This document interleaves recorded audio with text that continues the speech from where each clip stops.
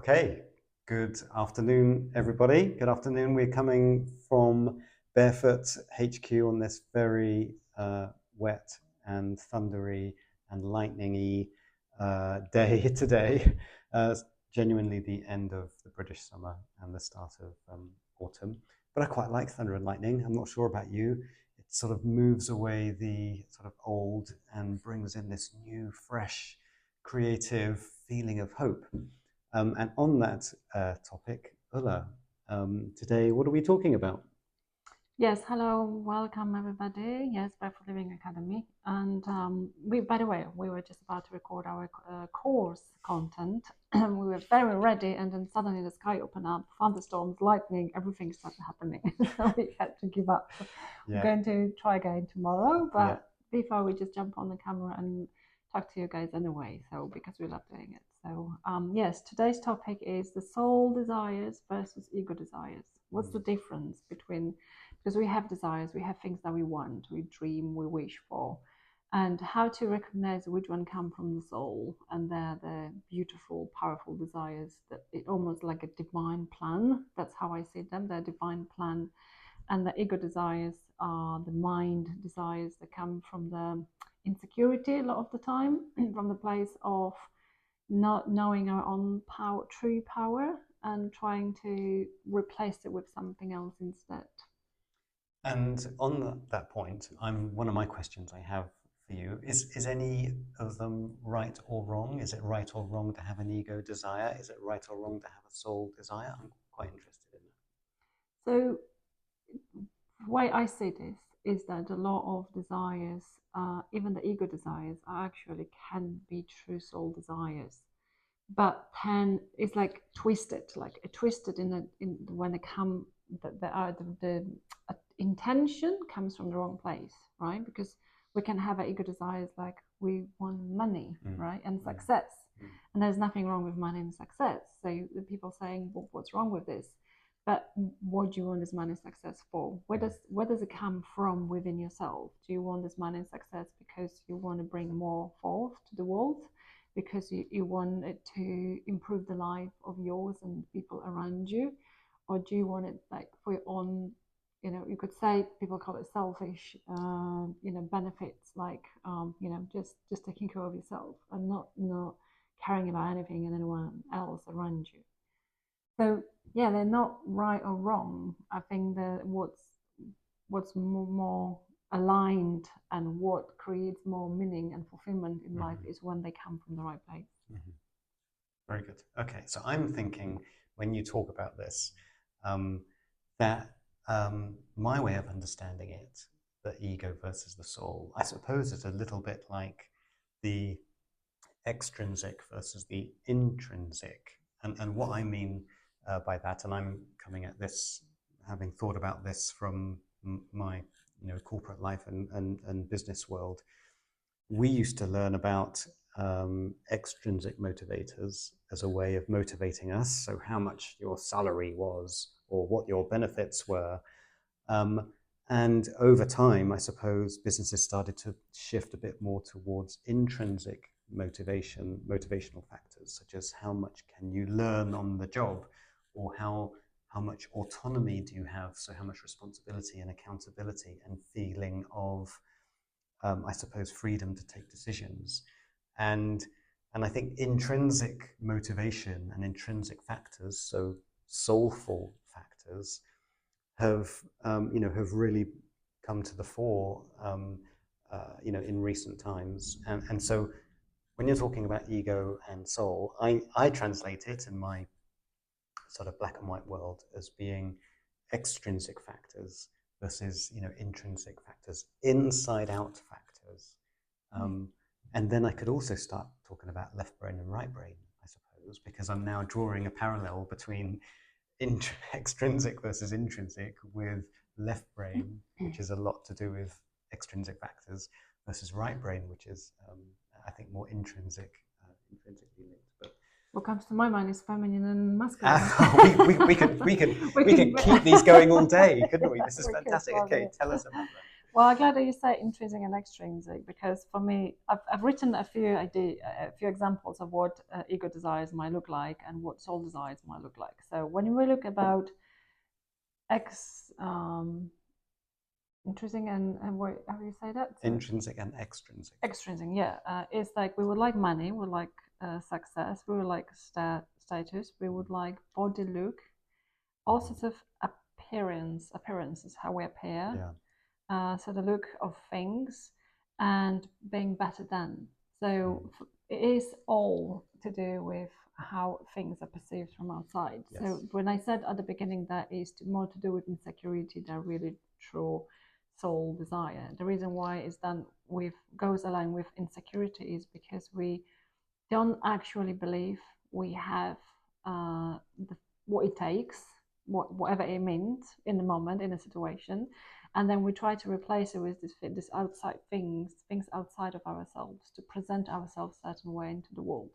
So money and success can be a representation of that, right? Oh, look at me, I'm successful, I've got all this money, I've got all the success in the world, I'm so great, right? But inside doesn't mean that we feel great. That's why we see a lot of people with a lot of money and still they don't have happiness and fulfillment, right? Because yes, you can get to your desires and your wants and needs met in that way, but you won't find this internal satisfaction In your from soul, it. you In your mean? soul, yeah. So status, body look, right? There's so much pressure on body look. It's been for eons on girls, but now it becomes to be very popular also on boys, on men and women, right? So it's like, oh, look at me, selfies, pictures, and presenting ourselves in a certain way to look perfect, to show something, to that it means something about us.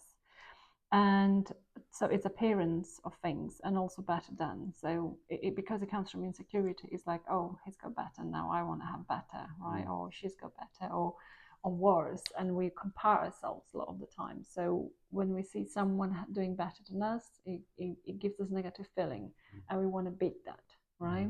It comes from this very me insecure self that needs to add something to myself to truly feel my value, to see my value, or rather to show my value, because that doesn't the value doesn't you don't you can feel it from it. You can appear this way that you have it to outside world in your view and your belief, but you can't really truly feel it, access it from inside. It's funny because you and I talk quite a lot about um, the lessons that we wish we were taught at school, and some of these lessons could be, how to look after your money, because obviously nobody's taught that at school, and we're all abandoned into the financial world without any knowledge whatsoever about money.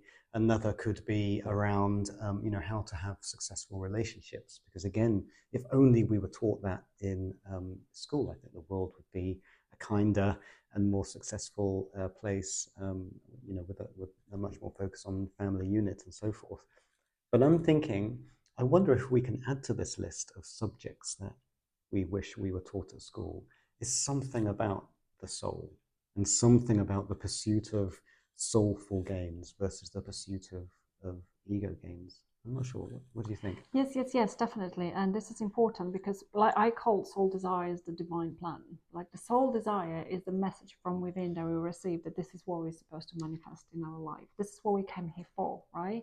Is that this, the dreams that we have buried inside of us, the things that we know we could have been, but we never go there, right? Like our soul like yearns for something, and then but we're limited, right? A lot of the time. So I do believe that the soul desires are the true divine plan for us in this lifetime, right? And if we go along and we jump on and we decide to be courageous and really run with it, then we are supported, amazingly, right? So I've written a list of soul desires. A part of, obviously, we have very, very unique ones for our purpose being here. But it's a meaning, purpose, fulfillment, love, togetherness, joy, feeling of being taken care of, feeling of well-being, feeling of thriving, sharing, co-creating. You see, so all of these desires, like yes, that comes with money, success, status, body look, appearance, all of that is included in it, right? But it comes from the feeling of I came here to birth into this world all this amazingness, right? Like the show the divine intelligence in my own being, in my own self. Therefore, and we all crave togetherness. We crave sharing. We don't crave competition as such on the level of soul. On the level of soul, we just want to play together. We want to have fun together. We want to outbid each other, right? Like help each other to grow. We want to encourage each other. We want to create and do all these things. So there is a lot of sharing. There's a lot of togetherness. It's not one better than or less than. It's like, oh, I go, I pull you with me, come with me, right? It's like it's that feeling of togetherness and this feelings of something bigger than just me and the insecure me. There is this like, oh, it's us, it's this amazing world, it's this amazing life, and we are this one big body and we are doing it together, right? We're all in it together. So that's the difference for me between the ego desire that feels really insecure and small and then they have to prove itself in the world versus the ego desires, oh, I came here to to bring this amazingness into the world, and then doing it from that place. Mm-hmm. Now, I'm going to embarrass myself a little bit, but it's funny just listening to you and all of these meanings of what the soul brings to you completely reminds me of our first date that we had all those years ago. And there was absolutely no ego in it whatsoever. It was total vulnerability from the very first second, and trust, and a very soft and gentle, soulful approach. And so Authenticity. authenticity, vulnerability. And so I think um, what this does as well is that it cuts very quickly. Having this approach, this soulful approach, this intrinsic approach in life, it cuts very quickly through the noise when you meet people and goes straight into a genuine connection as well. And that's really important. Yes. I think it will be really, really nice to give a little exercise to our viewers to do. If you have a desire, if you want to know if it's an ego desire or soul desire, here the question to ask yourself. Number one, what it is that I really truly desire, really truly want from my heart, right? What it is like really want to do in this life or to be in this life, to create in this life, what it is that I really truly want. Why do I want it? Right? Why do I want it? Um, I mean, the answer we worked out. That's beautiful exercise of 7 whys. When you say why you want it, you ask yourself, well, why? Why is it important? And then you go to the second question, well, why is this important? And then you go to the 7 questions, and then the seventh you break through and you just find your final answer, which is quite amazing, to be Yeah. honest. So I will encourage you to do 7 whys with this. Why do you want what you want? And then what is it going to bring into your life to birth that into the world and into the life through you? How is it going to affect and change your life? What will you get out of this? And the next question, which is an incredibly important one, and that's where it gets about the ego versus the soul, is like, how will it improve the lives of those around me? Mm. How will it improve the life of people around me and the world altogether, right? Because if the result of the desire, if it comes to manifesting, improves the lives of others around us, then that's the sign that is the soul desire is. But if you can't pinpoint how that's going to better the life of other people around you, if it ends on you, what is going to give you, but you can't find the reasons of how is the world going to benefit out of it, that's when you have to look at it and turn it into this, to try to turn it around and make it into the soul desire, right? So that it's not just ego desire. Yeah, Because very we good from nature. So ego desire is, we call it selfishness, right? When it basically you just think about you and only you, and then you don't think about your environment. So and you can never find fulfillment and good feeling in it, because deep down we really truly are on the soul level, we want to share, we want to bring good to the world. If you just think about yourself, you can bring all of the things that you wanted for yourself, you can still manifest them, but they will not give you happiness, right? Because you have forgotten about the fact that you're part of something bigger. Very good. What a lovely message to share with our viewers today. I hope you enjoyed that. And please subscribe to our channel. We'll be coming to you every day, thunder and lightning permitting. And for those keen to find out on the status of our crazy dog, we had to lock her away inside with the storm today, so that's why she's not been featuring in her own show outside. But maybe tomorrow she will be back. So Ulla, thank you very much. Thank you. Yes, thanks, guys. Have a Thanks. great day. Have a great weekend. Yep. See you soon. Bye. Bye.